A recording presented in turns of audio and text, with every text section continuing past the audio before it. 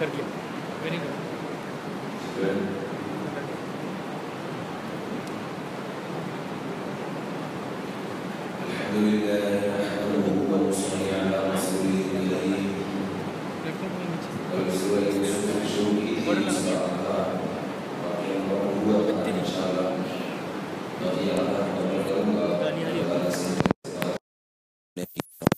عمل کی توفیق عطا فرمائے. اس کو بند کر دیں یار, کیوں چل رہا ہے یہ؟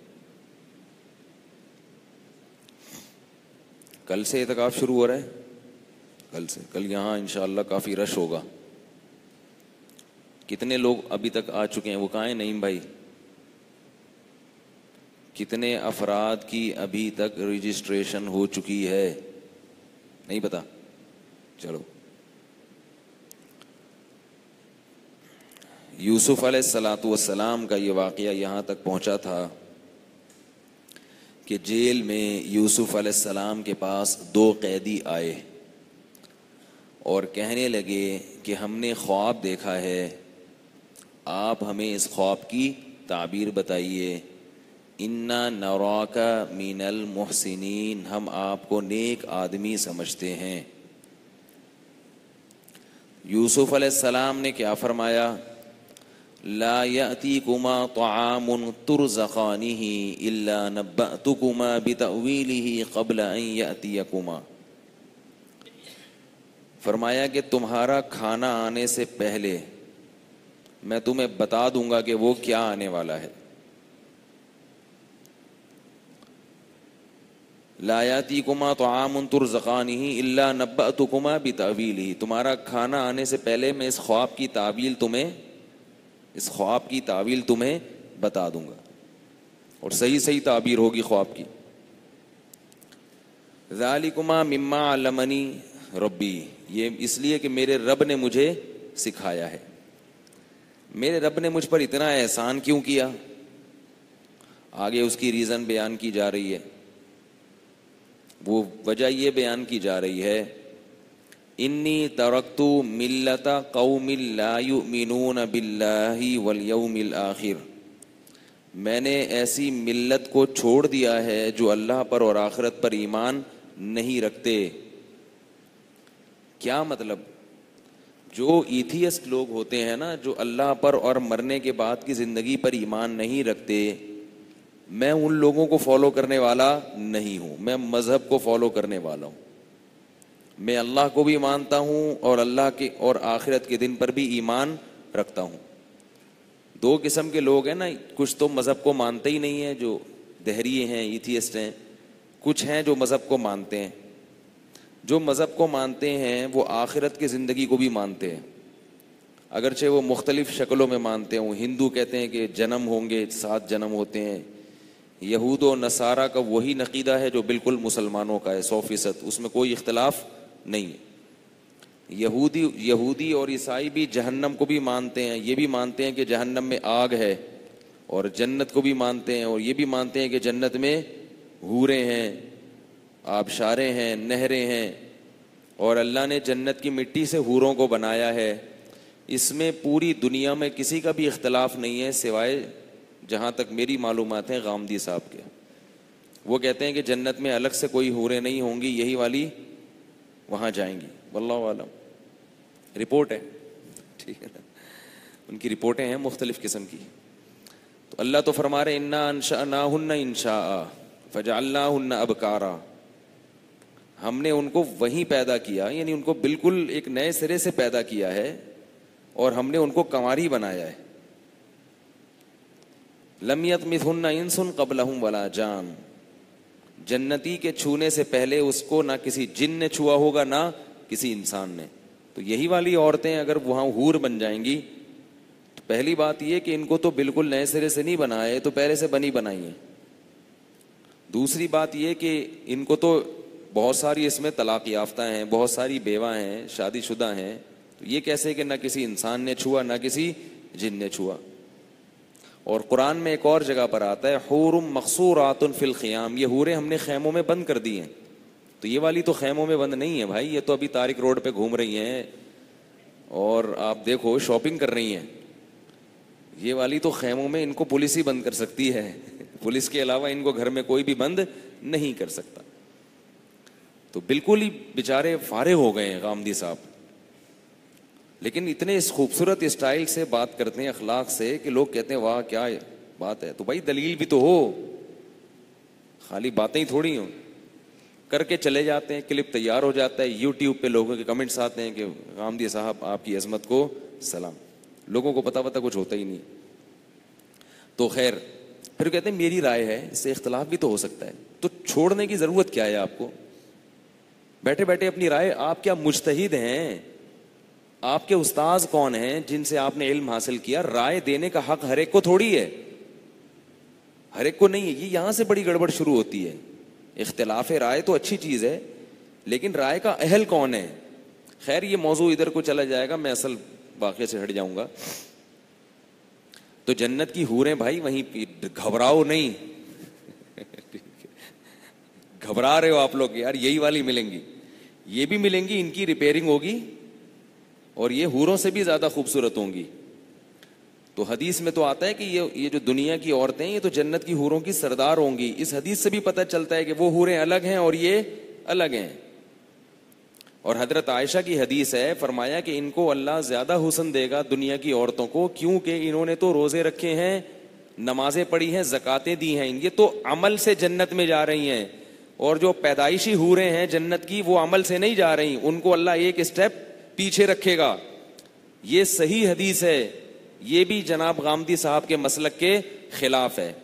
इस हदीस से भी पता चलता है कि वो हूरें अलग हैं, ये वाली अलग है। ये सरदार होंगी उनकी, बशर्ते के जन्नत में जाएं, ठीक है ना, जो जाएंगे सरदार बन जाएंगी। तो अल्लाह ताला ने, यूसुफ अलैहिस्सलाम ने क्या फरमाया कि मेरे रब ने मुझ पर यह एहसान इसलिए किया कि भाई दुनिया में कितने किस्म के लोग हैं, कुछ तो मज़हब को मानते ही नहीं, जो मज़हब को मानते हैं वो फिर आखिरत को तो मानते हैं मगर अल्लाह के साथ शिर्क करते हैं। तो पहली बात तो ये कि मैं उन लोगों में से नहीं हूँ जो मज़हब को मानते ही नहीं है। दूसरी बात, मैं उन लोगों में से हूँ जो आखिरत को मानते हैं और अल्लाह को सिर्फ एक मानते हैं। इन्नी तरक्तु मिल्लत कौमिन ला युमिनून बिल्लाह, मैं ऐसी कौम को तर्क कर दिया है जो अल्लाह पर ईमान नहीं रखते। तो भाई आप भी आज़म करो कि हम ऐसे लोगों को फेसबुक पे, यूट्यूब पे, यूनिवर्सिटियों में ऐसे प्रोफेसरों को फॉलो नहीं करेंगे जो अल्लाह पर ईमान नहीं रखते। यूनिवर्सिटियों में आजकल ये सब इस किस्म के प्रोफेसर आ गए हैं। वत्तबातु मिल्लत आबाई, और मैं अपने बाप दादाओं की मिल्लत की पैरवी करता हूँ। इब्राहीम व इसहाक व याकूब, जो इब्राहिम थे और इसहाक थे और याकूब थे। अब्बा, दादा, परदादा, उन तीनों का जिक्र कर दिया हजरत यूसुफ अलैहिस्सलाम ने कि मैं उनको फॉलो करता हूँ। तो बाप दादा अगर सही रास्ते पर हों तो हमें उनको फॉलो करना चाहिए। और फिर उनको तबलीग करने लगे, या साहिबई सिजनी। और अभी देखो ख्वाब की ताबीर नहीं बता रहे हैं, ख्वाब की ताबीर रोक के रखी हुई है कि अभी ये ना बात सुन लेंगे गौर से। इससे हमें पता चलता है कि दावत और तबलीग उसकी ज्यादा मुअस्सिर होती है जिसका लोगों पे कोई रोब हो या लोग उसके मोहताज हों। कंपनी में जो बॉस है ना, एम्प्लॉयज उसकी बात ज्यादा शौक से सुनेंगे। एक एम्प्लॉय दूसरे एम्प्लॉय की बात नहीं सुनेगा, बॉस की बात सुनेगा। तो इसलिए बॉस को चिल्ला लगवा दो, पूरी कंपनी सेट हो जाएगी। हकीकत है ना। अब आप एम्प्लॉयज, एक दफा मैंने बयान किया था कि अंबिया की दावत में अमीर और गरीब का कोई फर्क नहीं होता। मुझे बार बार ख्याल आ रहा था, उसमें एक पहलू निकलता है, उसमें मैं जरूर बात करूंगा कि उसका ये मतलब हरगिज नहीं है कि अमीरों को अलग से दावत देना गलत है। अंबिया क्या करते थे कि उनकी महफिल में गरीब आके बैठते थे तो वो ये कहते थे मालदार कि इनको हटाओ। तो अल्लाह ने पाबंदी लगा दी, इनको हटाने की इजाजत नहीं है। ये तो तौहीन है इन गरीबों की। हाँ, दौलतमंदों को अलग से उनमें जाके बात करना या कौम के वडेरों में, सरदारों में अलग से, इस नीयत से कि एक सरदार हाथ में आ गया तो पूरी कौम आ जाएगी। गवर्नमेंट का एक ऑफिसर कब्जे में आ गया, वो सही हो गया, पूरा महकमा सही हो जाएगा। इस नीयत से मालदार लोगों को अलग से खिताब करना या उन पे अलग से मेहनत करना, ये ना सिर्फ जायज़ है बल्कि मुस्तहब है, मुस्तहसन है। और जामियात रशीद यही तो कर रहा है हर साल।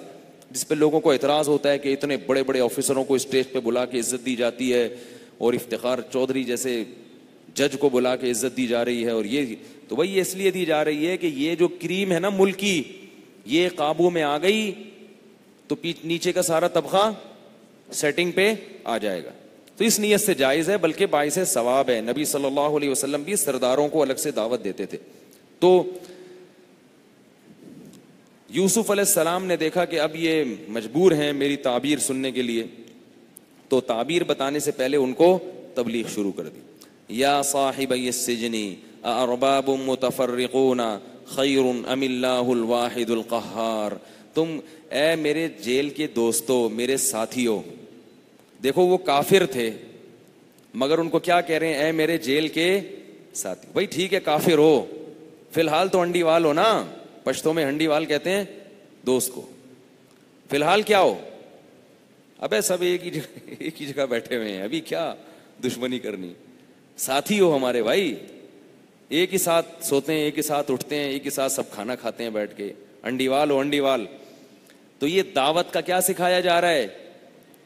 اگر وہ بولتے تم تو کافر کے بچے ہو, میرے ابا تو ہجرت کر کے گئے تھے کافروں کے علاقے سے, ابراہیم علیہ السلام, تو وہ دعوت سنتے. تو تبلیغ جب بھی کی جائے گی, فائدہ جب ہوگا جب نرم انداز سے کی جائے. ٹھیک ہے نا, نرم انداز سے کی جائے. سخت انداز میں کرو گے تو فائدے کے بجائے نقصان ہوگا. تو محبت سے کہہ رہے ہیں یا صاحبہی, میرے دونوں ساتھیوں, جیل کے ساتھیوں.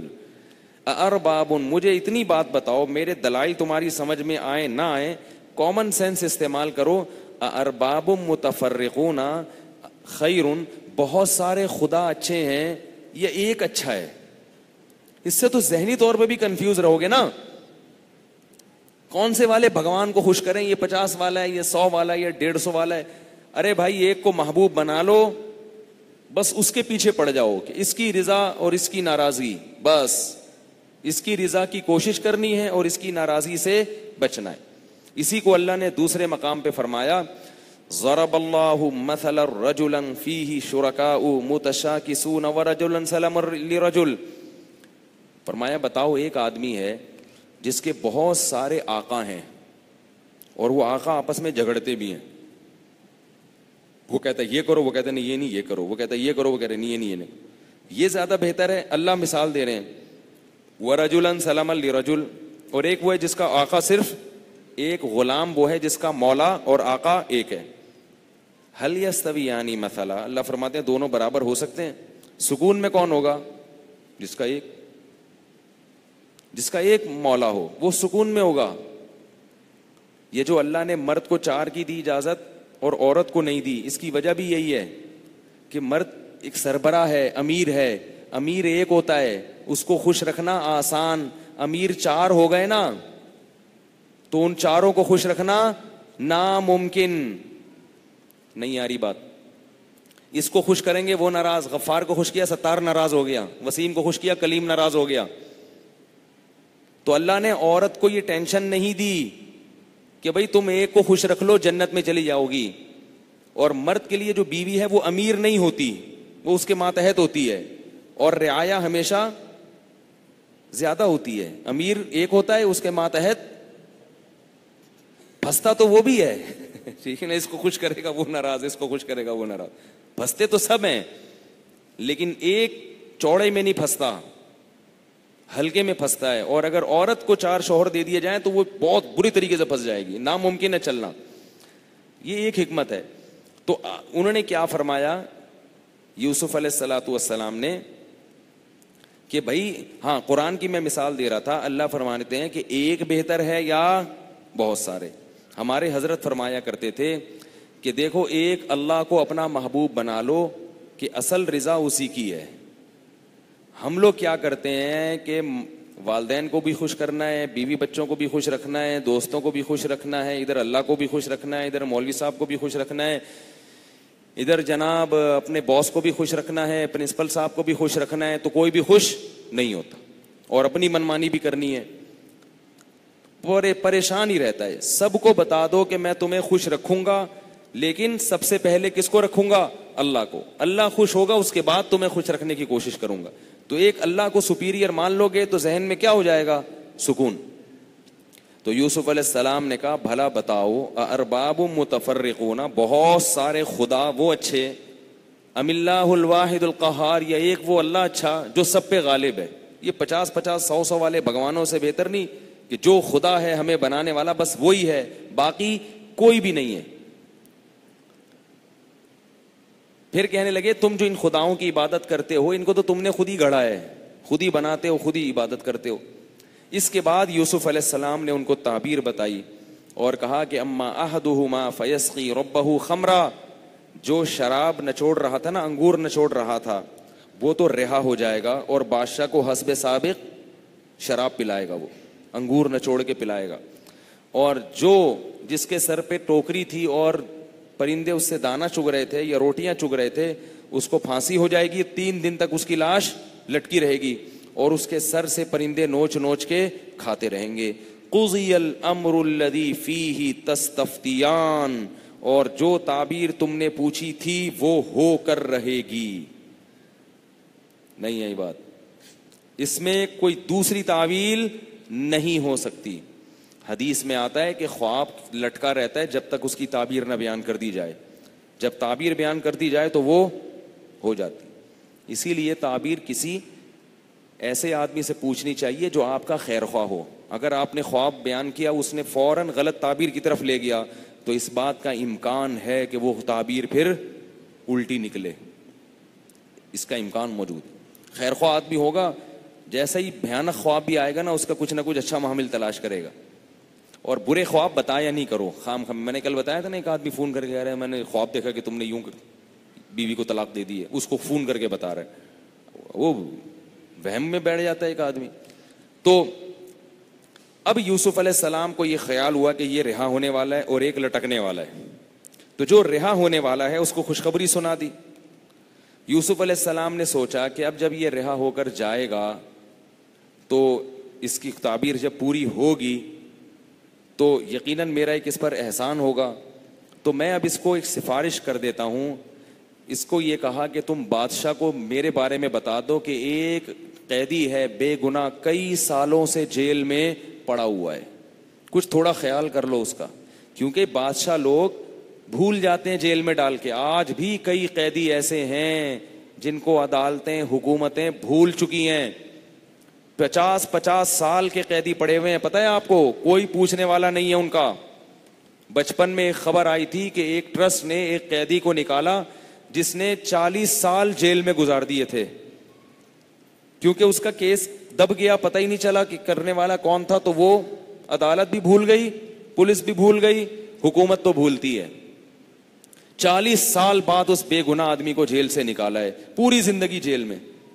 اسے نہ صحیح طرح سے بولنا آ رہا ہے, نہ وہ دیکھنا پا رہا ہے. تو ایسے پہلے زمانے میں تو یہ بہت ہوتا تھا, جیل میں ڈال کے کیا کرتے تھے, بھول جاتے تھے. تو یوسف علیہ السلام نے کہا کہ بادشاہ سے کہو کہ ایک نوجوان ہے, قیدی ہے, بہت عرصے سے جیل میں پڑا ہوا ہے, اس کی کچھ ریکویسٹ کرو, کچھ سفارش کرو کہ اس کو نکالو. اس سے یہ بھی پتا چلا کہ اسباب اختیار کرنا یہ توکل کے خلاف نہیں ہے. یوسف علیہ السلام جیل میں صبر تو کر رہے ہیں مگر نکلنے کی کوششیں بھی کر رہے ہیں. اب یہ نہیں کہ آپ کہیں بس اللہ کی مرضی, چونکہ جیل ہی تھی لہذا جیل میں ہی رہوں گا, یہ تو بیوقوفوں والی بات ہو گئی نا. اسی طرح جب زلیخا نے یوسف علیہ السلام پہ الزام لگایا تھا کہ, تو یوسف علیہ السلام نے کیا کہا, ہی راودتنی, نہیں یہ جھوٹ بول رہی ہے. تو اپنی صفائی بیان کرنا بھی تقوی کے منافی نہیں ہے کہ نہیں میں تو کچھ نہیں کہوں گا, میں تو چپ بیٹھوں گا. بھائی آپ کو جو پتا ہے وہ تو بولو نا. لوگوں الزام لگا رہے ہیں آپ کے اوپر, پوری دنیا ذلیل کر رہی ہے, آپ کو رسوا کر رہی ہے, آپ منہ سے بولتے ہی نہیں کچھ. تو آپ کم از کم ایک دفعہ وضاحت کر دو. ہاں بالکل ہی بھونڈا الزام ہو جس کا کوئی نہ سر نہ پیر, پھر ایسے لوگوں کو لفٹ نہیں کرانی چاہیے. میرے ہر بیان پہ نا کوئی کمنٹس آ رہے ہوتے ہیں, آپ نے بیان میں یوں کہہ دیا تو آپ نے یوں کر دیا, اس کا یہ مطلب. میں نے کہا اس کا یہ مطلب نہیں. کہہ رہے نہیں اس کا یہ آپ وضاحت کریں. میں نے کہا ہر بیان میں وضاحتی بیانات ہوتے رہیں گے تو بیان کم ہوگا, وضاحتی بیانات بڑھ جائیں گے. تو اس لیے ہر آدمی کے اشکال کا جواب نہیں دینا چاہیے, ہر آدمی کو لفٹ نہیں کرانی چاہیے. کوئی معقول اعتراض ہو پھر ٹھیک ہے. خیر, تو یوسف علیہ السلام نے اس کو کہا کہ بھائی میرا بتا دینا. اللہ فرماتے ہیں فانساہ الشیطان، شیطان نے اس کو بھلا دیا، اور وہ ایسا نالائق بھول گیا. کتنے بڑے محسن اس کے، اور بھول گیا. اپنا کام جب انسان کا ہوتا ہے نا تو وہ پہلے کیسے بھنے بن کے آئے تھے، یوسف آپ بہت نیک آدمی ہیں، پوری ان کی 1 گھنٹے کا بیان بھی سن لیا توحید پر، اپنے باپ دادا کے دین کے خلاف تسلی سے سن کے بولا وہ ٹھیک ہے ماشاءاللہ اب تعبیر بتا دیں آپ. اور جب تعبیر بتائی نکل گئے تو کیا ہوا، بھول گئے. یہ ہے انسان مطلب پرست. فلبث فی السجن بضع سنین، فرمایا اور کئی سال، چند سال مزید جیل میں پڑے رہے. جیل میں ایک ایک دن کاٹنا جو لوگ گزار کر آئے ہیں نا، کہتے ہیں مشکل ہوتا ہے. اللہ ہم سب کو بچائے. اب اللہ کی قدرت جوش میں آئی. وقال الملک، ایک دن بادشاہ سلامت صبح صبح اٹھے ہیں، درباریوں کو جمع کیا اور کہا انی ارا 7 بقرات سمان یأکلہن 7 عجاف. اے درباریوں، اے وزیروں، میں نے آج عجیب خواب دیکھا ہے. 7 بقرات سمان، 7 موٹی موٹی گائے ہیں، 7 موٹی موٹی گائے. یأکلہن 7 عجاف، انہیں 7 پتلی پتلی گائے کھا رہی ہیں. و7 سنبلات خضر، اور 7 کونپلے ہیں، خوشے ہیں جو گندم کے نہیں ہوتے، تر و تازہ ہیں. یأکلہن 7 عجاف، انہیں 7 خشک کونپلے کھا رہی ہیں. یا ایھا الملأ افتونی فی رؤیایا ان کنتم للرؤیا تعبرون، بتاؤ تعبیر بتاؤ، تم اگر کچھ تعبیروں کا علم جانتے ہو تو بتاؤ، اس کا مطلب کیا ہے، اس کی تعبیر کیا ہے. وہ کیا کہنے لگے، اضغاث احلام، پراگندہ خیالات ہیں. جیسے میں کہتا ہوں نا پیٹ میں کیا ہے گیس. یہ نہیں کہہ رہے کہ ہمیں تعبیر نہیں سمجھ میں آ رہی یا ہمیں آتا نہیں ہے. اس سے کیا پتہ چلتا ہے، انسان اپنی جہالت کا اعتراف نہیں کرتا، خاص طور پہ ان لوگوں کے سامنے جن سے عزت یا پیسہ ملتا ہو. بادشاہ سے عزت اور پیسہ ملتا ہے نا، بادشاہ کو کہتے ہیں ہمیں آتا ہی نہیں ہے. اب انہوں نے بھی عقل لڑائی کہ یار کیا ہوگا کیا ہوگا، دماغ میں نہیں آیا تو کہنے لگے اضغاث احلام. زغز کہتے ہیں جو مختلف قسم کی ڈنڈیاں لکڑیاں نہیں ہوتی پراگندہ قسم کی، وہ جمع کر دو. اور حلم خواب کو کہتے ہیں، یعنی خیالات کو. تو مختلف پراگندہ دن میں جو آپ سوچتے رہتے ہیں نا خیالات. بادشاہ کو یہ تو نہیں کہہ سکتے تھے الٹے الٹے، کہ نہیں یہ جو اصل میں ایکچولی آپ پریشانی میں دن میں سوچتے رہتے ہیں نا، تو وہ خیالات خواب کی شکل میں سامنے آ گئے. وما نحن بتأویل الاحلام بعالمین، ہم خوابوں کی تعبیریں تو جانتے ہیں، بڑا علم ہے، یہ جو الٹے الٹے خیالات ہیں نا ان کے مطلب ہم نہیں جانتے، کیونکہ ان کا کوئی مطلب ہی نہیں ہے. بات آ رہی ہے سمجھ میں، ان کا کوئی مطلب ہے ہی نہیں. کوئی ڈھنگ کا خواب ہو تو ہم بتائیں گے آپ کو. اب اس دربار میں وہ بیٹھا ہوا تھا جو اب بادشاہ سلامت کو انگور نچوڑ کے کیا پلاتا تھا، شراب پلاتا تھا. اس کو ایک دم یاد آیا، ارے میرے بھی خواب بتایا تھا وہ تو بالکل صحیح نکلا تھا. فوراً بادشاہ سے کہنے لگا بادشاہ سلامت میں آپ کو بتاتا ہوں، ایک بندہ ہے جیل میں خوابوں کی تعبیریں جانتا ہے، ارسلون، مجھے بھیجیں آپ. بادشاہ نے کہا جا بھائی پوچھ کیا. اور جیل میں آیا، کہنے لگا یوسف ایھا الصدیق، اے میرے دوست، اے یوسف اے میرے دوست. دیکھو مطلب آیا تو کیا نکلا، دوست ہے تو بھول کیوں گیا بھائی جیل میں تو اس کو. صدیق کہتے ہیں جگری دوست، پکا، چھوٹا موٹا دوست نہیں، وہ تو صدیق ہوتا ہے. یوسف ایھا الصدیق افتنا فی 7 بقرات سمان، بتاؤ 7 موٹی موٹی گائے ہیں، یأکلہن 7 عجاف، 7 پتلی پتلی گائیں ان کو کھا رہی ہیں. و7 سنبلات خضر واخر یابسات، 7 خشک کونپلیں 7 تر کونپلوں کو کھا رہی ہیں. لعلی ارجع الی الناس لعلہم یعلمون، جلدی بتاؤ میں بھاگتا ہوا جاؤں گا، بادشاہ کو بتاؤں گا، سب کو پتہ چلے گا. حضرت یوسف فوراً کہنے لگے تزرعون 7 سنین دأبا، فرمایا 7 سال تک تم خوب کھیتی اگاؤ، خوب. فما حصدتم فذروه فی سنبلہ، 7 سال تک جو پیداوار ہو اسے کچھ استعمال کرو اور کچھ اگلے 7 سال کے لیے روک لو. روکو کس میں، اسی میں چھوڑ کے رکھ دو، کیونکہ فریج تو نہیں تھے نا اس زمانے میں. گندم کو اس کے خوشوں سے نہ نکالو، دانے کو اس کے خوشوں سے نہ نکالو، اسی میں اسٹور کرو. پھر 7 سال آئیں گے قحط کے، اور تم نے جو کچھ جمع کیا ہوگا ان سب کو کیا کر دیں گے؟ وہ کھا کے ختم کر دیں گے۔ اس میں اشارہ تھا کہ پوری دنیا جتنا بھی مصر کے قریب قریب علاقے ہیں ان میں قحط پڑنے والا ہے، اگر تم نے اسٹور نہیں کیا خود بھی مرو گے اور پبلک بھی مرے گی۔ تھوڑا تھوڑا کھاؤ اور زیادہ کیا کرو؟ اسٹور کرو۔ ثم یاتی من بعد ذلک عام فیہ یغاث الناس وفیہ یعصرون، پھر اگلے 7 سال دوبارہ بارشیں شروع ہو جائیں گی۔ اب بادشاہ کو پتا چلا یہ خواب ہے، تعبیر بتائی ہے، بادشاہ کو بڑی زبردست لگی۔ بادشاہ نے کہا قال الملک اتونی بہ استخلص لنفسی، قال الملک اتونی بہ، بادشاہ نے کہا اس کو لے آؤ، جیل سے نکال کے لاؤ۔ اب یہ کیسی آزمائش ہے، جب بادشاہ کا نمائندہ آیا حضرت یوسف کو جیل سے نکالنے کے لیے کہ بادشاہ سلامت آپ کو بلا رہے ہیں، یوسف علیہ السلام نے کہا نہیں، پہلے بادشاہ سے کہو کہ اپنی بیوی کو بٹھائے، عورتوں کو بٹھائے، اور علل اعلان اس سے پوچھے کہ میں نے اس پہ دست درازی کی کوشش کی تھی یا اس نے کی تھی۔ حضرت یوسف سمجھ گئے کہ اب بادشاہ کس کا محتاج ہے؟ میرا۔ پہلے میں اپنی براءت کا اعلان کرواؤں، پاک دامنی کا۔ کیوں؟ کیونکہ پیغمبر کا منصب ہے تبلیغ، اگر ذرا سا بھی ان کی ذات پہ لوگوں کو ان کے کردار پہ شبہ ہوگا تو یہ شبہ ان کے منصب میں رکاوٹ بنے گا، ان کے مشن میں رکاوٹ بنے گا۔ انہوں نے کہا اپنی ذات کو پہلے کلیئر کرواؤں گا میں۔ کیونکہ مشہور تو ہو گیا تھا نا، لوگوں میں ڈاؤٹ تو تھا کہ پتہ نہیں انہوں نے کیا، کیونکہ جیل میں ڈال دیا تھا۔ جیل میں ڈال دیا تو بعض لوگ یہ سمجھ سکتے تھے بھائی کوئی غلطی کی ہوگی جس کی سزا مل رہی ہے، تبھی تو جیل سے نکل کے آ رہے ہیں۔ نبی صلی اللہ علیہ وسلم نے فرمایا، صحیح حدیث ہے، حدیث کا مفہوم ہے کہ یوسف کا صبر تھا کہ اتنا عرصہ جیل میں رہے ہیں مگر جیل سے نکلنے سے انکار کر دیا جب تک برات کا اعلان نہیں ہو گیا، اور یہ ہمارے نبی کی تواضع تھی۔ فرمایا کہ اگر میں ہوتا تو میں جیل سے پہلے نکل جاتا، فرمایا میں ہوتا تو کیا کرتا؟ جیل سے پہلے نکل جاتا۔ تو یہ صبر تھا کہ نہیں پہلے برات۔ تو پھر بادشاہ نے عورتوں کو جمع کیا، فرمایا کہ وہ کیا کہانی تھی بتاؤ، صاف صاف بتاؤ، سب مل گئے۔ تو پھر بادشاہ کی بیوی نے اپنے بادشاہ کے شوہر کے سامنے صاف لفظوں میں اقرار کیا۔ پہلے تو اقرار نہیں کر رہی تھی، لیکن دیکھا کہ بھئی اللہ نے اس کو عزت دی ہے، اللہ ہر جگہ اس کی مدد کر رہے ہیں، تو جرم کا اعتراف کرنے میں ہی عافیت ہے۔ تو کہنے لگی ہی کہ انا راودتہ عن نفسہ، میں نے اس کو بہلایا تھا، پھسلایا تھا، اور وہ کیا ہے؟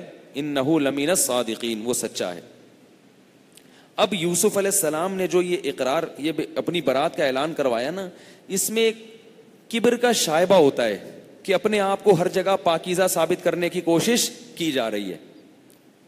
یہ بھی تو ہوتا ہے نا کہ بھئی ہم تو اتنے نیک ہیں، ہم سے تو یہ ہو ہی نہیں سکتا۔ تو اس کا جواب دیا یوسف علیہ السلام نے، فرمایا کہ ذالک لیعلم انی لم اخنہ بالغیب، بادشاہ کو پتہ چل جائے کہ میں بادشاہ کے گھر میں رہ کر اس کے ساتھ خیانت نہیں کر سکتا تھا، ورنہ وہ کیا سوچے گا میرے بارے میں۔ اور آگے فرمایا وما ابرئ نفسی، میں اپنے نفس کو بری قرار نہیں دیتا، ان النفس لامارۃ بالسوء، نفس کا تو کام ہی گناہوں کی دعوت دینا ہے، یہ نہیں کہ میں بڑا پاکیزہ ہوں، بہت نیک ہوں۔ بھائی میرے ساتھ بھی وہی نفس ہے جو دوسروں کے ساتھ ہوتا ہے، مجھے بھی گناہ کی دعوت دیتا ہے، دوسروں کو بھی دیتا ہے۔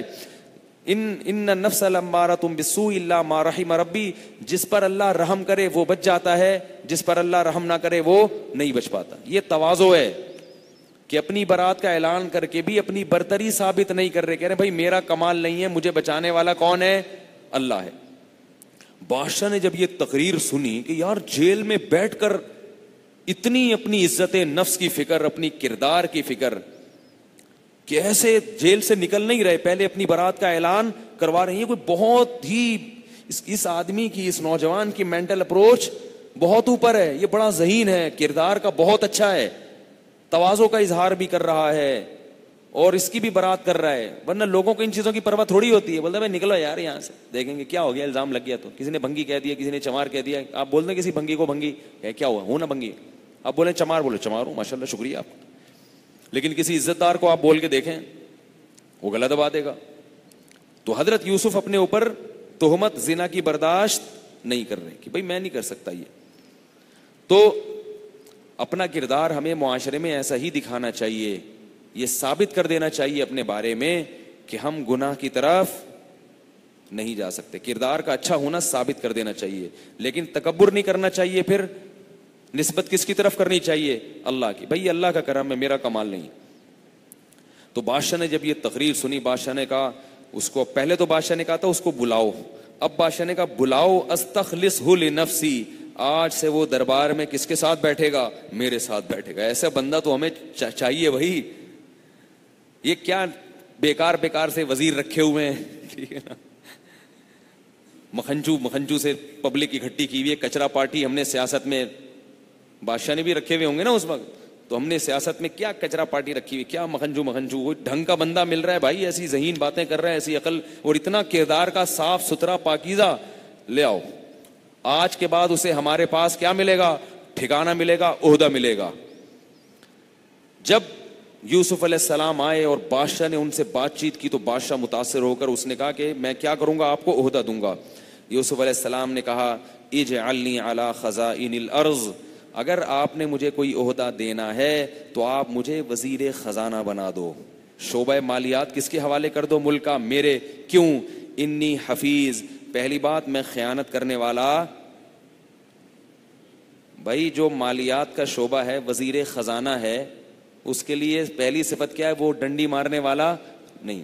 ہمارے جو وزیر خزانہ ہیں ان کے اپنے خزانے ہمارے خزانوں سے زیادہ, یعنی ہمارے وزیر خزانہ سے کیا ہوتا ہے کہ ہمارے خزانوں سے وہ اپنے خزانے زیادہ بھر لیتے ہیں.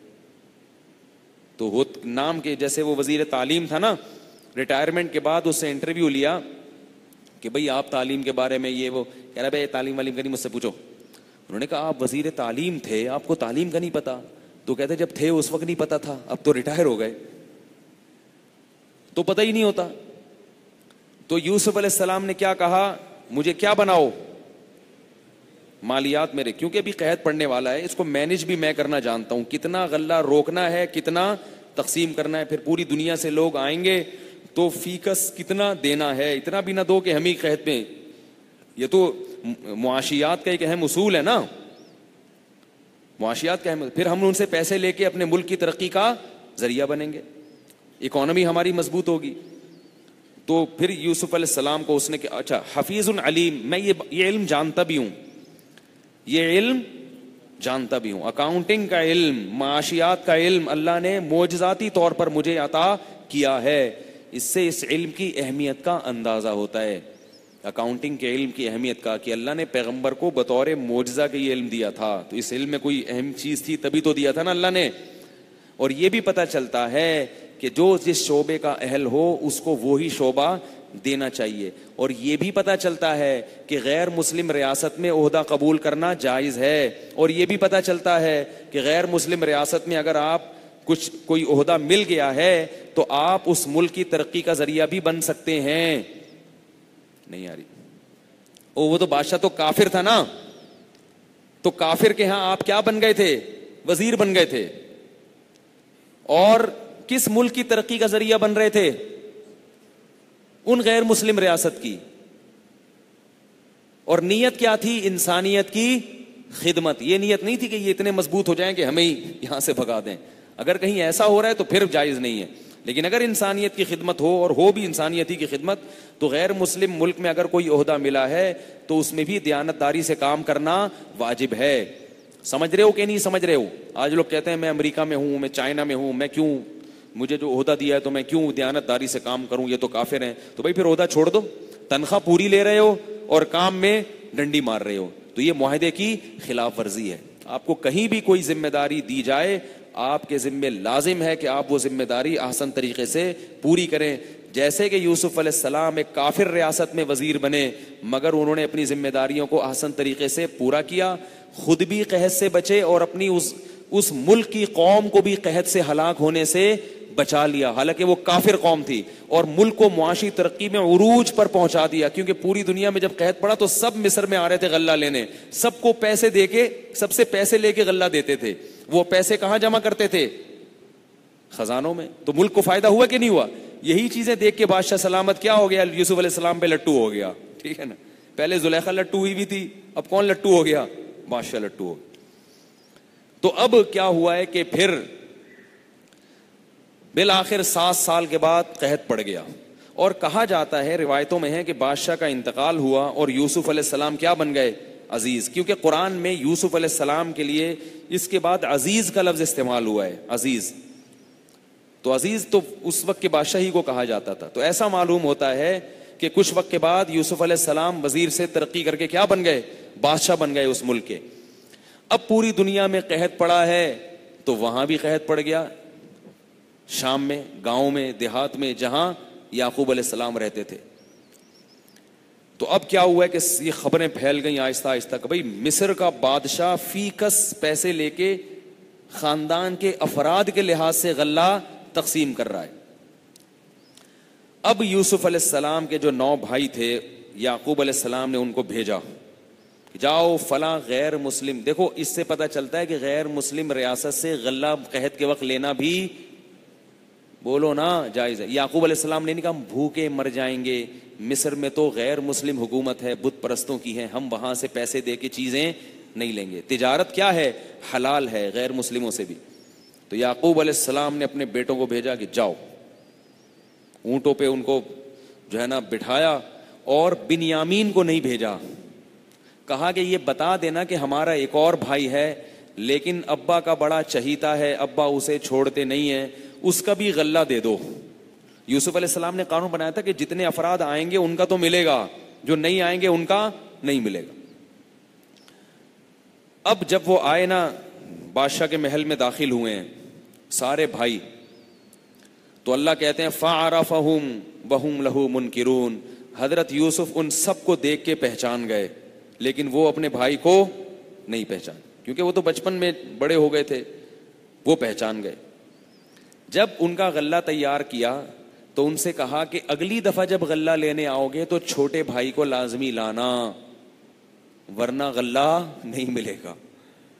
تو وہ کہنے لگے سنراود عنہ اباہ، ہم اپنے ابا کو سمجھائیں گے، ان کو کسی طرح قائل کریں گے کہ اس چھوٹے کو ہمارے ساتھ بھیج دو. ایکچولی بات یہ ہے کہ ہمارے ابا اسے ہمارے ساتھ بھیجنے کے لیے تیار نہیں ہوتے. یوسف علیہ السلام سمجھ رہے تھے کہ کیوں نہیں ہوتے، ایک کو تو غائب کیا ہے، دوسرے کو بھی غائب نہ کر دو، لیکن ہم انشاءاللہ کریں گے ضرور. اچھا، یوسف علیہ السلام نے کیا کیا؟ ان کی جو ان سے اجرت لی تھی نا، وہ بھی ان کے بیگ میں سامان میں دوبارہ رکھ دی کہ گھر جا کے کھولیں گے تو یہ بھی جاؤ موج کرو، ٹھیک ہے نا، تم سے کیا پیسے لینے. تو اب جب یہ واپس آئے ہیں تو انہوں نے ابا سے کہا ابا ہمیں غلہ تو مل گیا لیکن اگلی دفعہ بنیامین کا غلہ نہیں ملے گا، آپ اس کو ہمارے ساتھ بھیجیں. انہوں نے کہا کہ هل آمنکم علیہ اللہ کما امنتکم علی اخیہ من قبل، میں تم پر ایسے اعتماد کر لوں جیسے اس کے بھائی کے بارے میں اعتماد کیا تھا. یہ کیسے ہو سکتا ہے بھائی؟ یہ نہیں ہو سکتا مجھ سے. پھر جب انہوں نے وہ اپنا سامان کھولا اس میں اجرت واپس مل گئی. تو ابا سے کہنے لگے ابا دیکھو بادشاہ اتنا نیک دل ہے، اتنا اچھا ہے کہ اس نے ہمیں غلہ بھی دے دیا اور ہماری اجرت بھی واپس. اتنے نیک بادشاہ کے پاس آپ اپنے بھائی کو بھیجتے ہوئے ڈر رہے ہو. تو یعقوب علیہ السلام نے کہا کیا ارشاد ہے ان کا کہ فلما وجدوا متاعهم فلما فتحوا متاعهم وجدوا بضاعتهم ردت إليهم قالوا يا أبانا ما نبغي هذه بضاعتنا ردت إلينا قال لن أرسله معكم حتى تؤتوني موثقا من الله لتأتونني به. فرمایا ہرگز نہیں بھیجوں گا جب تک کہ مضبوط قسمیں اٹھا کے نہیں کہو گے کہ تم اس کو لازمی واپس لے کر آؤ گے. الا یحاط بکم، الا یہ کہ قدرت ہی کی طرف سے کوئی ہلاکت ہو جائے. فلما آتوہ موثقہم، سارے بھائیوں نے مل کے ہاتھ ملا کے ابا سے مضبوط قسمیں اٹھائیں کہ اس کو ہم لازمی واپس لے کر آئیں گے. ابھی دیکھو یعقوب علیہ السلام کی ایک آزمائش ختم نہیں ہوئی، دوسری شروع ہو رہی ہے. تو اب کیا ہے، پھر یعقوب علیہ السلام نے ان کو بھیجا اور ان کا واللہ علی ما نقول وکیل، ہم سب اللہ کو بھی اس پہ گواہ بنا رہے ہیں، اللہ ہمارا کارساز ہے. تو یعقوب علیہ السلام نے اب کہا کہ اب جب تم جاؤ گے تو ایک لا تدخلوا من باب واحد، ایک دروازے سے داخل مت ہونا، مختلف دروازوں سے داخل ہونا. وجہ کیا تھی؟ اتنے خوبصورت بیٹے ایک باپ کے لمبے لمبے، جب سب دیکھیں گے سب ایک ہی باپ کے ہیں تو نظر لگنے کا اندیشہ ہے. لیکن پھر آگے کہہ بھی رہے ہیں کہ جو مقدر میں ہوتا ہے بیٹا اس سے دنیا کی کوئی طاقت نہیں روک سکتی. میرے دل میں ایک خلش ہے, بس میں اس کو پورا کرنا چاہتا ہوں. تو وہ ایسا ہی کیا, بیٹوں نے مختلف دروازوں سے شہر میں. اس سے پتہ چلتا ہے کہ نظر برحق ہے, لیکن اس میں وہمی ہونا جائز نہیں. آپ کے بچوں کو اتنی آرام سے نظر نہیں لگے گی. وہ یعقوب علیہ السلام کے بڑے خوبصورت, لمبے لمبے, چوڑے چوڑے کئی سارے تھے, 2 بچوں کو نہیں لگتی, اور ان میں وقفہ بھی 15-15 سال کا ہو, اور پھر پولیو کے نشانات بھی ہوں ٹانگوں پہ, حفاظتی ٹیکوں کے ادھر بھی 6 دھبے پڑے ہوئے ہوں, ادھر پھوڑے نکلے ہوئے ہوں. کسی بچے کی قمیض اتار کے دیکھے نا, پھر وہ بس چھوڑے بھی کیا, میں قصہ سناؤں. اس کو کہتے ہیں کہ نظر نہ لگ جائے. نہیں لگے گی, بے فکر رہیں آپ, ٹھیک ہے نا. تو جب وہ داخل ہوئے ہیں شہر میں دوبارہ, تو آ کے کہنے لگے کہ یا ایھا العزیز. نہیں, اس سے پہلے کیا ہوا ہے کہ ایسا کیا انہوں نے, وہ اپنا راشن واشن لے لیا. تو یوسف علیہ السلام نے بنیامین کو الگ سے لے جا کے سمجھا دیا کہ میں تمہارا بھائی ہوں. فلا تبتئس بما كانوا يفعلون. اور جو تمہارے بھائی تم پہ ظلم کر رہے ہیں نا, وہ اس سے پتہ چلتا ہے کہ وہ اور ظلم مسلسل کر رہے تھے, اس کے ساتھ سوتیلا سلوک کر رہے تھے. اس سے کہا کہ تمہاری آزمائش کا وقت کیا ہو گیا ہے, ختم ہوگی, اب تم مایوس نہ ہو, اور میں تمہارا بھائی ہوں, میں تمہیں اپنے پاس روک لوں گا, بھی جانے نہیں دوں گا. اب جب ان سب کو واپس بھیجا ہے تو بنیامین کے تھیلے میں بادشاہ کا مہنگا والا پیالہ ڈال دیا. اس زمانے میں بڑے مہنگے مہنگے بادشاہوں کے دربار میں پیالے ہوتے تھے. اور یہ قافلہ واپس چلا گیا. واپس جا رہا ہے تو پیچھے سے ایک شخص نے ندا لگائی, ایتھا العیر انکم لسارقون. اے قافلے والو, تم لوگ تو چوری کر کے جا رہے ہو. تو یہ فوراً واپس پلٹے. قالوا واقبلوا علیہم ماذا تفقدون. بھئی تم کیا تم گم پاتے ہو. انہوں نے کہا نفقد صواع الملک, بادشاہ کا پیالہ گم ہو گیا ہے. ولمن جاء به حمل بعیر. بادشاہ نے کہا ہے کہ جو وہ پیالہ تلاش کر کے لائے گا, پورے اونٹ کا غلہ اس کو فری میں ملے گا. وانا به زعیم. میں نے یہ چیلنج قبول کیا ہے, میں سب کے سامان کی تلاشی لوں گا. تو وہ جواب میں کیا کہتے ہیں, لقد علمتم ما جئنا لنفسد في الارض وما كنا سارقين. دیکھو تمہیں پتا ہے کہ ہم زمین میں فساد مچانے نہیں آئے, اور ہم لوگ چور نہیں ہیں. یہ بڑا ٹائٹ جملہ ہے. دیکھو پیغمبر کے بیٹے تھے, جیلیسی کا شکار تو ہو سکتے تھے باپ کی محبت میں. چوری کرنا انتہائی کمینہ پن, گھٹیا پن, نیچ رذیل کمینے لوگوں کی صفت ہے. جتنی گالیاں دو کم ہے, یہ گھٹیا لوگوں کا کام ہے. تو وہ کہہ رہے ہیں کہ ٹھیک ہے سب کچھ ہو سکتا ہے, ہم چور, بولو نا, ہم چوری کرنا تو گھٹیا لوگوں کا کام ہے بھائی. یہ میں اس لیے بار بار کہہ رہا ہوں کہ بعض گناہ ایسے ہیں جو غلطی ہوتی ہے انسان سے, انسان خطا کا پتلا ہے, اس سے انسان کا کردار مجروح نہیں ہوتا. اب دیکھو باپ اتنا خوبصورت تھا یعقوب علیہ السلام, تو بڑے پیغمبر تھے نا اللہ کے, اس کی محبت حاصل کرنے کے لیے کہ یہ میرا ہو جائے, تو کسی طرح بس وہ بھائی کو سائڈ پہ لگاؤ اس کو. یہ ایک نفس نے, شیطان نے ورغلا دیا. تو یہ گناہ ہے. یہ ایسا گناہ نہیں جس کو گھٹیا پن سے تعبیر کرتے ہیں ہم. اور چور کے گئے وہاں کسی کام سے, اس کی گھڑی اٹھا کے جیب میں رکھ لی, اس کی یہ چیزیں اٹھا کے جیب میں رکھ لی, یہ کیا پن ہے, گھٹیا پن ہے. تو وہ جواب میں کہہ رہے ہیں کہ ہم لوگ جیسے مرضی ہوں چور. تبھی ہم کہتے ہیں نا کسی کے, کبھی یہ تو سالا ہے ہی چور. اور ایک چور ہوتا ہے خاندانی چور ہوتا ہے, جو خاندانی چور ہے اللہ اس سے بچائے, کم وقت وہ توبہ نہیں کرتا, توبہ کر بھی لینا پھر چوریاں شروع کر دیتا ہے وہ. تو اللہ سب مسلمانوں کو خاندانی چور ہونے سے بچائے, کیونکہ باپ دادا سے بعض دفعہ چلا آ رہا ہوتا. ابا بھی چور تھے, پکڑے گئے تھے, دادا بھی ایک دفعہ پکڑے گئے تھے, اور پھر بچہ بھی وہی کام کر رہا ہے. تو وہ کیا کہتے ہیں کہ وما کننا سارقین, ہم چور نہیں ہیں, ہم ایسے کام نہیں کرتے بھائی. تو وہ جواب میں کہتا ہے فما جزاؤہ ان کنتم کاذبین, تم جھوٹے ہو تو تمہاری سزا کیا ہے. تو وہ فوراً کہتے ہیں جزاؤہ من وجد فی رحلہ فہو جزاؤہ, جس کے سامان میں سے پیالہ نکلے اس کو رکھ لو. ان کو تو کانفیڈنس تھا کہ بھائی ہم تو چور ہیں ہی نہیں, ٹھیک ہے نا. اور اس زمانے میں چور کی سزا یہ تھی کہ جو چور پکڑا جاتا تھا تو جس کی چوری کیا اس کا غلام بن کے رہتا تھا. یہ اس زمانے میں سزا بھی تھی, بادشاہ کے دین میں یہ قانون تھا, بادشاہ کے مذہب میں. تو یہ کیا ہے کہ بھائی اس کو, اسی کو پکڑ لو. تو انہوں نے سب کی تلاشی لی اور بالآخر بنیامین کے تھیلے سے نکال لیا, بولے چلو بھائی آ جاؤ بھائی. اب وہ بیچارے پریشان کہ یار اس کو ابا کے پاس, اگر ابا تو مر جائیں گے غم سے بھائی. کہنے لگے یا ایھا العزیز ان لہ ابن شیخا کبیرا. یوسف علیہ السلام کے پاس آئے, کہنے لگے اے بادشاہ اس کا ایک باپ ہے بوڑھا, کبیرہ بہت بوڑھا, وہ اس کی جدائی برداشت نہیں کر سکتا. یوسف علیہ السلام تو جانتے تھے کیسے برداشت کرے, ان کو بتا رہے فخذ احدنا مکانا, ہم میں سے ہر شخص قربانی دینے کے لیے تیار ہے, سزا میں ہمیں جیل میں ڈال دو, ہمیں غلام بنا کے رکھ لو, ہم غلامی کریں گے. کیونکہ بہرحال باپ سے محبت تو تھی نا, کہ بھئی ایک غم تو ہم نے باپ کو جوانی میں دے دیا, وہ تو عرصہ گزر گیا, بڑھاپے میں باپ کو کیسے غم دیں. اتنا تو پتھر دل نہیں تھے کہ وہ اتنا زیادہ باپ کو ستائیں.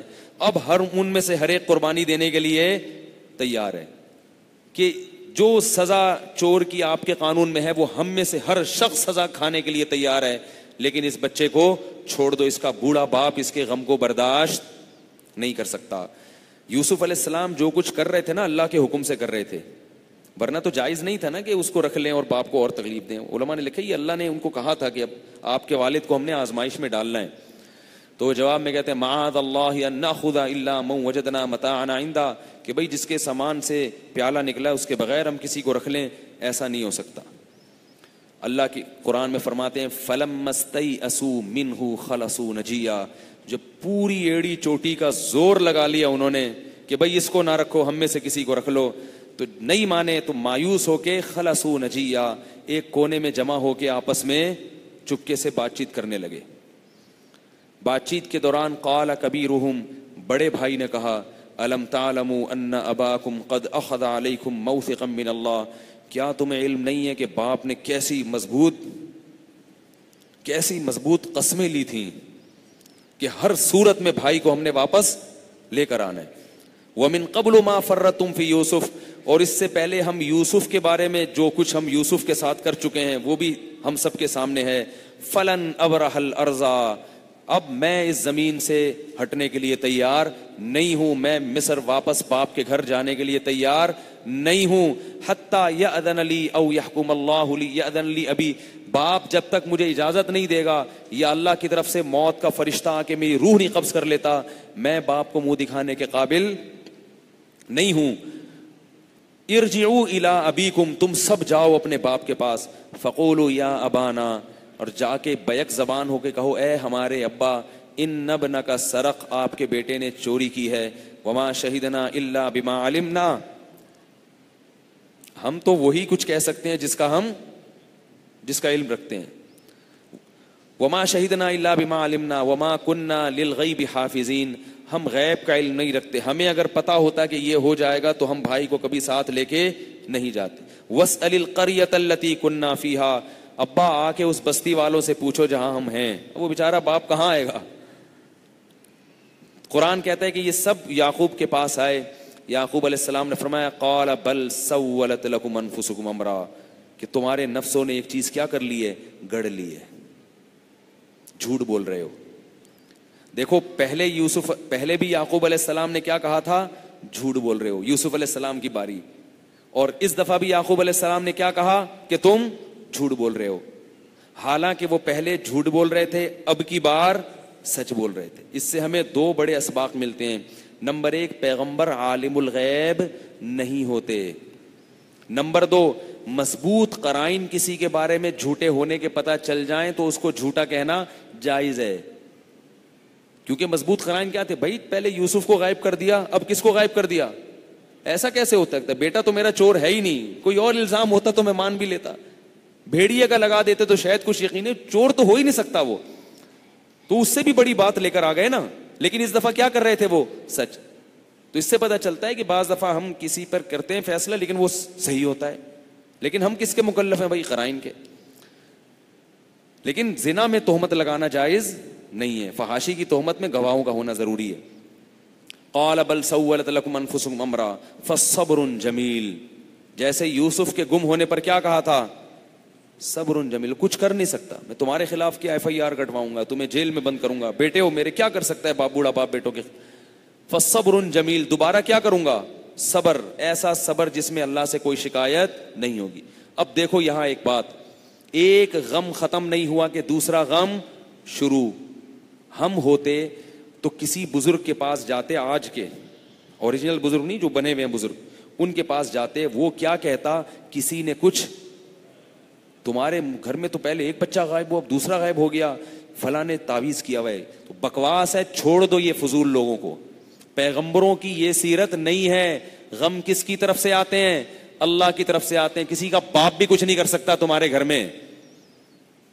جو تعویذ گنڈے والا آ کے بولا کرے نا, کسی نے کچھ کر دیا ہے, بولے تیرے باپ میں دم نہیں ہے, کچھ کسی کے باپ میں دم نہیں ہے کچھ کرنے کے, اور نکل یہاں سے. اس کو بھگاؤ گے, اس کو جب تک چترول لگا کے بھگاؤ گی نا, وہ گند پھیلاتا رہے گا اور ایسی چکنی چپڑی باتیں کرے گا کہ تم مان جاؤ گے, پھر میرا سر کھاؤ گے. پھر بولو کہ تکیے کے نیچے سے وہ نکلا ہے تو بالٹی کے اندر سے وہ نکلا ہے.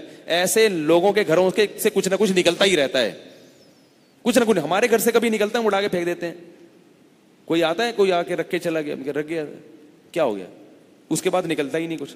لوگ مایوس ہو جاتے ہیں, یار ان کے تو کچھ جتنے بھی تعویذ رکھ دو مفتی صاحب کے ہاں, ان کی صحت پہ کوئی اثر پڑتا ہی نہیں ہے. سمجھا یہ بات؟ اور مجھے پتہ چل جائے کس نے رکھا ہے تو میں اس کے گھر مسور کی دال رکھ کے آ جاؤں گا. وہ ایسا بے ہوش ہو جا کے دیکھ کے, یار پتہ نہیں کیا ہے. غم کس کی طرف سے ہیں؟ اب یعقوب علیہ السلام کا دل گھٹ رہا ہے. وَتَوَلَّى عَنْهُمْ, اپنے بیٹوں سے منہ موڑ لیا, نفرت سے منہ موڑ لیا. وقال, اور پھر اتنے عرصے سے جو گھٹ رہے تھے نا, صبر کر رہے تھے نا, صبر, شکایت زبان پہ نہیں آ رہی, تو اب ایک حرف زبان کا شکایت پہ آیا, شکایت کا زبان پہ آیا. وہ کیا؟ وہ بھی اللہ سے شکایت نہیں. یا اسفا علی یوسف, ہائے افسوس یوسف پر. یوسف علیہ السلام کی یاد دوبارہ کیوں؟ انہیں یقین ہو گیا کہ وہ بھی بھیڑیے نے نہیں کھایا تھا. مر جاتا ہے نا کوئی تو تسلی ہو جاتی ہے, اس کو بھی انہوں نے کہیں غائب کیا ہے. باپ کو کیسا غم ہے کہ بیٹا کہاں گیا, کن ہاتھوں میں پل رہا ہے, کون اس کو اٹھا کے لے گیا, کس مصیبت میں ہے, کہاں ہے, کیسے ہے. اور وہ بیٹا جس کے سے ہمیں امیدیں تھی کہ اللہ اس کو قبول کرے گا, میرا نائب اور جانشین بنائے گا, کس حال میں ہوگا وہ. یا صفا علی یوسف وابیضت عیناہ من الحزن, اللہ فرماتے ہیں روتے روتے آنکھوں کی بینائی غم سے چلی گئی, نابینا ہو گئے. فہو کظیم, اور غم میں جو نا کظم کہتے ہیں, جب آپ غم کے گھونٹ کو پی رہے ہو, بڑے بڑے غم کے گھونٹ ہے کہ انسان کا پھٹنے کا دل چاہ رہا ہے, مگر آپ اللہ کی خاطر اس گھونٹ کو پی رہے ہیں, صبر کر رہے ہیں, کیونکہ ہو نہیں سکتا نا کچھ, کیا ہوگا بھائی. تو ان کی جو بیٹیاں تھیں, بیٹے تھے, جو بھی وہاں ان کے بہویں تھیں, خاندان بہت بڑا خاندان تھا یعقوب علیہ السلام کا, وہ سب کہنے لگے تاللہ تفتأ تذکر یوسف حتی تکون حرضا او تکون من الہالکین, کہ آپ اب تک یوسف کے غم کو نہیں بھولے, ایسا نہ ہو کہ آپ کی جان ہلاک ہو جائے. تو جواب میں کیا کہتے ہیں, انما اشکو بثی وحزنی الی اللہ, میں اپنا غم تم سے شیئر نہیں کر رہا, اپنا غم تمہیں بیان نہیں کر رہا. کس کو بیان کر رہا ہوں؟ کس کے سامنے بتا رہا ہوں اپنا غم؟ اللہ سے. یہ تو غم کی بات, اور اتنے غم کی حالت میں بھی امید کی باتیں. وَأَعْلَمُ مِنَ اللَّهِ مَا لَا تَعْلَمُونَ, اللہ کے بارے میں وہ کچھ جانتا ہوں جو تم نہیں جانتے. کیا مطلب؟ مجھے علم ہے کہ اللہ میرے ساتھ غلط نہیں کر رہا, دے رہا ہے, غم دے رہا ہے, گھٹ رہا ہوں میں اندر سے, بینائی چلی گئی, اس میں بھی اس کی کوئی کیا ہے, مصلحت ہے, جو مصلحت میں نہیں جانتا. اس میں بھی کیا ہے, اس کی مصلحت ہے, وہ مصلحت میں نہیں جانتا, مگر مجھے امید ہے کہ وہ کیا کر رہا ہے, خیر کر رہا ہے. دیکھو یہ اللہ ہمیں واقعات کیوں بتا رہے ہیں پیغمبروں کے, اس لیے کہ غم ہم پر بھی آ سکتے ہیں. ایسے نہیں کہ غم آتے ہی آپے سے باہر, بس ہائے یہ ہو گیا, ہائے یوں ہو گیا, ہائے یہ ہو گیا, ہائے اللہ کو. میں نبی صلی اللہ علیہ وسلم نے فرمایا, جس عورت کا بچہ بچپن میں مر گیا, کیونکہ عورت کے لیے اس سے بڑا غم دنیا میں کوئی بھی نہیں ہے کہ اس کا بچہ بچپن میں مر جائے, اور اس نے صبر کیا, صبر, تو اس کے لیے جنت کی ضمانت ہے. کیا ہوتا ہے آج کسی خاتون کا بچہ مر جائے, چیخ چیخ کے گھر سر پہ اٹھا لیتی ہیں, ایک عورت کو نبی صلی اللہ علیہ وسلم نے دیکھا قبر پہ خوب رو رہی ہے چیخ چیخ کے, وہ نبی کو پہچانی نہیں. نبی نے فرمایا کہ صبر کرو صبر. اس نے کہا اگر آپ کو وہ غم پہنچا ہوتا نا جو مجھے پہنچا ہے تو پتہ چلتا صبر کیسے ہوتا ہے. آپ صلی اللہ علیہ وسلم گھر تشریف لے آئے, کس نے بتایا بھئی یہ تو اللہ کے نبی ہیں. وہ بعد میں آئی نبی کے پاس, کہنے لگی میں صبر کر رہی ہوں. آپ نے فرمایا انما الصبر عند الصدمۃ الاولى, صبر کا ثواب اس وقت ملتا ہے جب صدمہ پہنچا ہو, بعد میں سب کو صبر آ جاتا ہے. تو اس لیے آج جب گھروں میں میتیں ہوتی ہیں تو خواتین سے ہاتھ جوڑ کے کہتا ہوں اپنی آواز کو اونچا مت کیا کریں. چیخنا چلانا, گریبان پھاڑنا, چیخنا چلانا, ایسی عورت پہ محمد صلی اللہ علیہ وسلم نے لعنت کی ہے. ہمیں غموں پہ صبر کرنے کا حکم ہے, چیخنے چلانے کا, ماتم کا, گریبان چاک کرنے کا, ان چیزوں کی ہمیں شریعت نے اجازت نہیں دی. رونے کی اجازت ہے آرام سے, آہستہ آواز سے. جیسے نبی صلی اللہ علیہ وسلم کے نواسے کی موت ہوئی, نواسے کی موت ہوئی, اس پہ بھی آپ صلی اللہ علیہ وسلم, بیٹے کی موت ہوئی, اس پہ بھی آپ صلی اللہ علیہ وسلم نے یہ کہا, بیٹے کی اور نواسی کی موت ہوئی کہ بھئی آنکھ سے آنسو جاری ہیں مگر زبان وہی کہے گی جس پہ ہمارا رب راضی ہوگا. اس پریشانی میں بھی یعقوب علیہ السلام دل سے تو کڑ رہے ہیں, زبان سے ناشکری کا کوئی لفظ نہیں نکال رہے, زبان سے نہیں نکال رہے. زبان سے کیا کہہ رہے ہیں, اعلم من اللہ ما لا تعلمون, بھئی اس میں کیا ہے, خیر ہوگی. اور پھر اپنے بچوں سے کہا راشن ختم ہو رہا ہے, ایک قحط پڑا ہوا ہے, یہ ایک نئی ٹینشن تھی. قحط میں کتنی عجیب حالت ہوتی ہے کہ جب آپ ٹکڑے ٹکڑے کو ترس جائیں.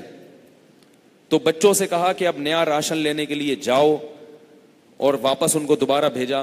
تو اب وہ جو 8 بھائی تھے وہ بادشاہ کے پاس آئے قسم پرسی کی حالت میں, ان کے چہروں سے پتہ چل رہا تھا کہ غم میں ہیں, اور آ کے کہنے لگے یا ایھا العزیز, یا ایھا العزیز, اے بادشاہ, مسنا واہلنا الضر, ہمیں بڑا غم پہنچا ہے, بڑی تکلیف پہنچی ہے ہمیں بھی اور ہمارے اہل و عیال کو بھی. وجئنا ببضاعۃ مزجاۃ, اب تو ہمارے پاس راشن خریدنے کے پورے پیسے بھی نہیں ہیں. ایسے حالات یعقوب علیہ السلام کے گھر کے خراب ہو گئے تھے کہ قحط کی حالت میں ماہانہ راشن خریدنے کے پیسے ختم, تھوڑی سی پونجی لے کر آئے ہیں. فتصدق علینا, آپ احسان کر کے ہم پہ کچھ صدقہ کر دو. ان اللہ یجزی المتصدقین, اللہ صدقہ کرنے والوں کو, احسان کرنے والوں کو اس کا بدلہ دیتا ہے. خیال کر لو غم میں ہیں اور راشن خریدنے کے پورے پیسے نہیں ہیں. ہمارے حضرت فرمایا کرتے تھے, رات کو حضرت کا معمول تھا اللہ سے ان الفاظ میں دعا مانگنے کا کہ اللہ ببضاعۃ مزجات, بہت تھوڑا عمل لے کے تیرے پاس آیا ہوں, تھوڑا عمل لے کے. جیسے یوسف کے بھائی آئے تھے نا تھوڑی پونجی لے کے اور راشن پورا مانگ رہے ہیں, تو اے اللہ عمل تھوڑا لے کر آیا ہوں اور تجھ سے اس کا بدلہ, بولو بھائی, پورا مانگ رہا ہوں. تو جیسے یوسف کو یہ کہا گیا کہ اللہ احسان کرنے والوں کو بدلہ دیتا ہے, اس کا مطلب ہے اللہ تو احسان کو پسند کرتا ہے, تو بھی ہم پر احسان کر دے, تو بھی ہم پر کیا کر دے, آدھے عمل پہ ہمیں اجر کیا دے دے, پورا دے دے. تو جب یوسف علیہ السلام نے اپنے بھائیوں کی یہ قسم پرسی دیکھی ہے تو کہنے لگے هل علمتم ما فعلتم بیوسف واخیہ اذ انتم جاہلون, تم یہ بتاؤ کہ تمہیں پتا ہے کہ تم نے یوسف اور اس کے بھائی کے ساتھ کیا کیا تھا.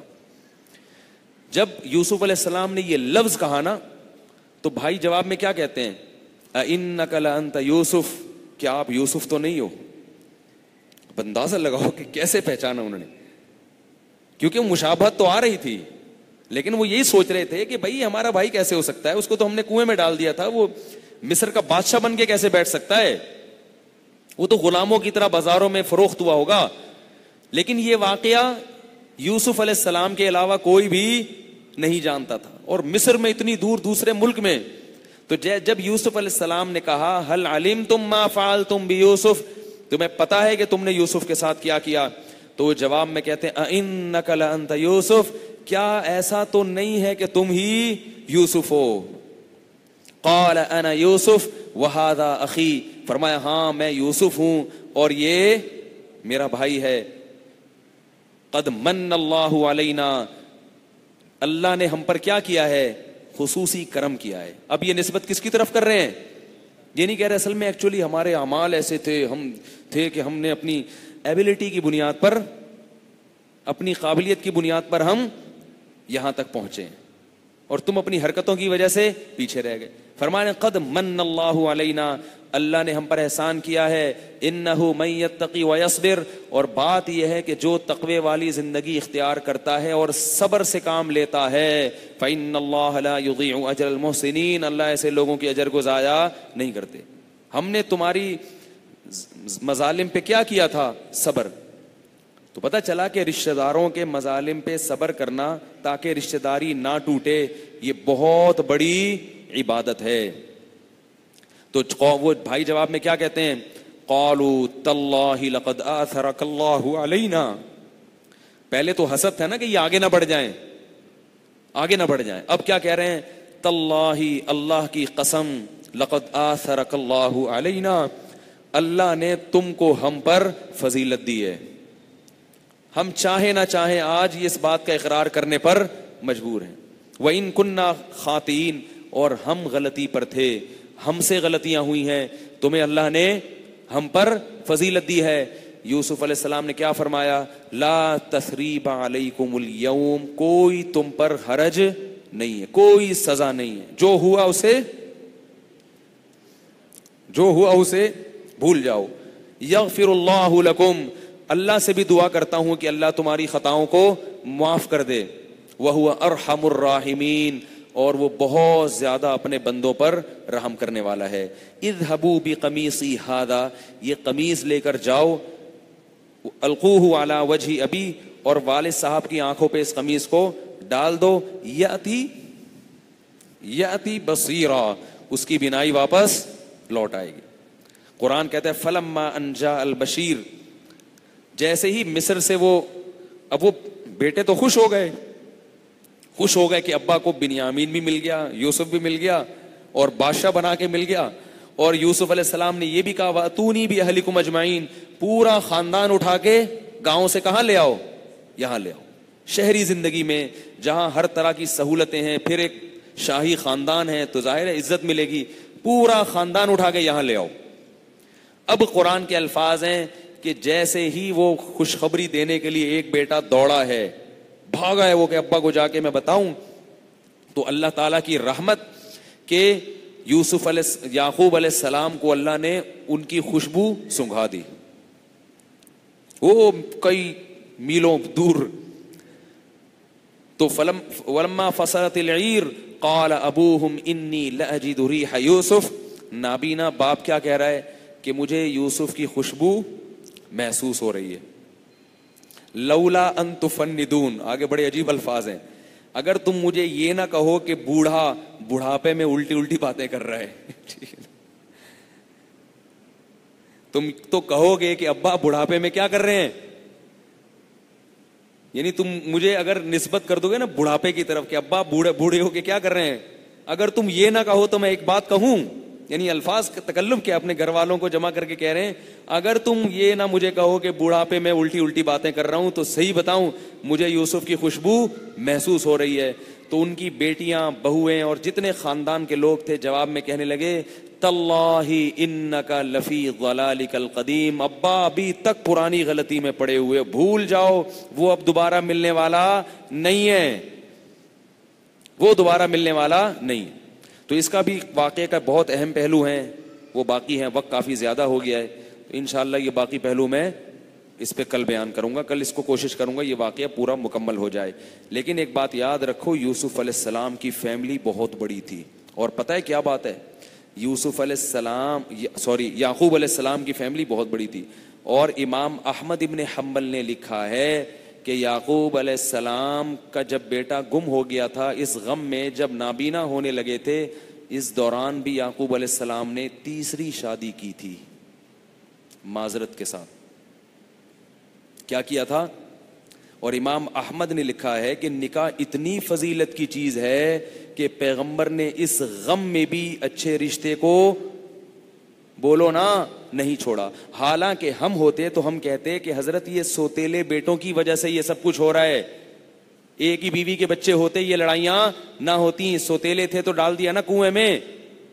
لیکن ہماری ان تقریروں کو یعقوب علیہ السلام ماننے کے لیے تیار, بولو نا, تبھی لوگ مجھے کہتے ہیں پاگل ہو گیا, سٹیا گیا ہے. پاگل نہیں ہو گئے, ہم آپ کو پیغمبروں کی سیرت بتا رہے ہیں کہ اتنی مبارک سنت ہے, اتنی مبارک عبادت ہے نکاح کرنا کہ پیغمبر یہ عبادت غم میں بھی نہیں چھوڑتے. اور آپ کی اس قسم کے فضول تانے کے سوتیلے بچے ہوں گے تو محبت نہیں ہوگی, لڑائی ہوں گے, بٹ چھوڑو, سنت ہے کر لو. ایک صاحب بہت بڑے عالم ہیں, بس یہ چٹکلا سنا کے بات ختم کرتا ہوں. بہت بڑے عالم ہیں, سعودی عرب میں علماء کی محفل تھی, میں بیٹھا ہوا تھا, تو وہ ایک واقعہ سنا رہے تھے. وہ نکاح نہیں کر رہے تھے, ان کی بیوی کا انتقال ہو گیا, تو سب ان سے کہہ رہے ہیں اب شادی کر لو. انہوں نے کہا نہیں نہیں بھائی میں نہیں شادی کرتا یار. انہوں نے کہا میری پہلی بیوی سے بچے ہیں, میں اکیلا ہی زندگی گزاروں گا, اگر میں نے شادی کی بچہ ہو گیا تو وہ پہلی اور دوسری میں بچوں میں کیا ہوگا, جھگڑے ہوں گے. تو جواب میں کہنے لگے کہ دیکھو یعقوب علیہ السلام نے 2 شادیاں کی تھیں, کیسے مسائل کھڑے ہوئے تھے ان کی فیملی میں. ٹھیک ہے, پہلی بیوی کے بچوں نے دوسرے بھائی کو کیا کر دیا, کنویں میں ڈال دیا. اب بحث بڑی گرم, میں چونکہ جونیئر تھا, بڑوں کے سامنے بولنا کیا ہے, بے ادبی کی بات ہے. جتنی مضبوط دلیل ہو چپ رہنا چاہیے, یہ ہر جگہ جو بیٹھ کے بولنا نا یہ اچھا نہیں ہے. اب جناب وہ بحث, کوئی کچھ کہہ رہا ہے کوئی کچھ کہہ رہا ہے, لیکن ان کا پلہ حاوی. اب سب مجھے دیکھ رہے ہیں, بولے ہاں بھائی ارشاد, ٹھیک ہے. وہ سمجھ رہے ہیں کہ یہ تو بیچارہ اب کیا ہو گیا, شرمندہ, اب اس کے پاس تو کوئی جواب نہیں ہے, اب یہ تو دوبارہ اس موضوع پر کبھی بات کرنے کے قابل رہا نہیں, ایسی دلیل آ گئی اس کا تو کوئی جواب ہی نہیں کسی کے پاس. تو مجھے انہوں نے بتایا کہ کیا جواب ہے اس کا. جب سب نے کہا تو میں نے کہا اجازت ہو تو عرض کروں. انہوں نے کہا جی. میں نے کہا اگر یعقوب علیہ السلام دوسری نہ کرتے تو یا یوسف نہ ملتے. نہیں آ رہی نا بھائی, ٹھیک ہے لڑائیاں فساد جھگڑے سوکنوں کے پڈے مڈے اپنی جگہ, لیکن یوسف جیسا پیغمبر نہ ملتا اگر آپ کی تقریریں سن کے رجوع کر لیتے. تو نکاح کی سب سے بڑی فضیلت ہے اولاد. اولاد کی کثرت ہوگی تو کوئی نہ کوئی کام کا نکل آئے گا. ان کے بہت سارے تھے تو ایک یوسف ایسا نکلا کہ ریکارڈ توڑ دیا اس نے. 2 میں ایسا آپ کہہ سکتے ہیں ابراہیم علیہ السلام کے 2 تھے, وہ تو بڑھاپے میں ملے نا ان کو, ان کے پاس تو آپشن نہیں تھا زیادہ بچوں کا. ان کو تو اللہ نے کہا کہ آپ کی قربانیاں اتنی ہیں 2 دوں گا اور 2 ہی بڑے خاندانی ہو گئے. ہم سے اللہ نے کوئی ایسا ایگریمنٹ نہیں کیا, تو ہم تو اسباب کو اختیار کریں گے. ناراض نہ ہونا, ٹھیک ہے نا. ایسی باتیں سن کے آپ لوگ ناراض بہت ہوتے ہیں, خواتین بھی غصہ ہوتی ہیں, خواتین سے اسپیشل معذرت. کچھ ہمارا اتنی ہم آپ پر محنت کر رہے ہیں تو کچھ ہماری بھی تھوڑی بہت الٹی سیدھی سن لیا کریں. تو یعقوب علیہ السلام نے اس دوران, اور پھر یعقوب علیہ السلام کا بہت بڑا خاندان تھا, بہویں بیٹیاں بیٹے, یہ سارے مل کے اکیلے یعقوب علیہ السلام کو غموں میں تسلی دیتے تھے. تو اولاد کی کثرت کا یہ فائدہ بھی ہوتا ہے کہ بڑھاپے میں سب کے سربراہ کون ہے, اکیلے یعقوب. ورنہ کیا ہوتا, ایک آدھ بچہ ہوتا اس کو مصر بھیجتے, بولتے بچ گیا تو ٹھیک ہے نہیں تو مر جا وہیں جا کے. ٹھیک ہے نا, کیا کرے گا تو بھی اکیلا آ کے. پورے بیٹے ہیں, ان کو بولے نظر نہ لگ جائے یار, آدھے وہاں سے جاؤ آدھے. جب بیٹے اتنے تھے تو بیٹیاں بھی ہوں گی, اور بیٹیاں کہاں گھر کی زینت ہوتی ہیں. جس گھر میں بیٹیاں نہیں ہیں وہ گھر نہیں ہے. جس باپ کے بیٹے نہیں ہیں اس کے بازو مضبوط نہیں ہیں. دونوں کے اپنے فائدے ہیں. گھر کی زینت بیٹیاں بنتی ہیں, گھر کی رونق بیٹیاں بنتی ہیں. جتنی زیادہ ہوں گی گھر میں اتنی زیادہ باپ کو محبت ملے گی, رونق ملے گی. اور بیٹے باپ کی زینت بنتے ہیں. کاروبار میں, بزنس میں, لڑائیوں میں, خاندان میں, ہر جگہ باپ کا کیا بنتے ہیں, بازو بنتے ہیں, اس کا جانشین بنتے ہیں. تو اس لیے بھائی اولاد بہت بڑی نعمت ہے. باقی اولاد میں غم بھی اللہ نے رکھے ہیں جیسے پیغمبروں کو ملے, لیکن ان غموں میں اللہ نے کیا رکھی ہے, غیر. ہمارے نانا سے کوئی پوچھتا تھا کہ آپ کے ہاں گھر میں خیریت ہے, وہ کہتے تھے خیریت کم بختوں کے یہاں ہوتی ہے. ہم لوگ کے اللہ کا شکر ہے بہویں ہیں, بیٹے ہیں, بیٹیاں ہیں, پوتے نواسے, ہمارے یہاں کہاں سے خیریت. کبھی کسی کی ٹانگ ٹوٹی ہوئی ہے, کسی کے سر پھٹا ہوا ہے, کبھی کسی کے پیٹ میں درد ہے, کبھی کسی کو ہاسپٹل کے, کسی کو حکیم کے پاس لے کے جا رہے ہیں, کبھی کسی کا جھگڑا چل رہا ہے میاں بیوی کا, اسی میں نمٹاتے رہتے ہیں. خیریت تم جیسے کم بختوں کے یہاں ہوگی جن کے یہاں کوئی ہوتا ہی نہیں ہے, ایک ہی بیٹھے ہوئے ہیں آرام سے گھر میں. تو کیا جھگڑا, کیا کسی کا سر پھوٹا, کیا کسی کی ٹانگ ٹوٹی, کیا کسی کے پیٹ میں درد. ہمارے دیکھو نا ڈاکٹر عبدالرزاق کتنے بیچارے پریشان ہیں. چھوڑو یہ پھر زیادہ لمبی باتیں ہو جائیں گی. تو خیریت کس کے یہاں ہوتی ہے؟ کم بختوں کے یہاں ہوتی ہے، جن کم بختوں کے یہاں افراد ہی نہیں ہوتے. ٹھیک ہے نا. تو اس کا بھی اپنا ہے، اسی سے اللہ نوازتے ہیں. اولاد کا غم، پریشانیاں، بنتا ہے انسان اس سے. خیر اللہ ہم کو پیغمبر اللہ سے دعا یہی مانگا کرو، اللہ اولاد کی خوشیاں دے، غم نہ دے. یہ تو اللہ کی طرف سے کبھی مقدر ہو جائے تو ٹھیک ہے، لیکن مانگنا کیا چاہیے؟ خوشیاں دے اللہ، غم نہ دے. اللہ تعالیٰ ہم سب کو سمجھنے کی، عمل کی توفیق عطا فرمائے. باقی واقعہ انشاءاللہ کل بیان کروں گا.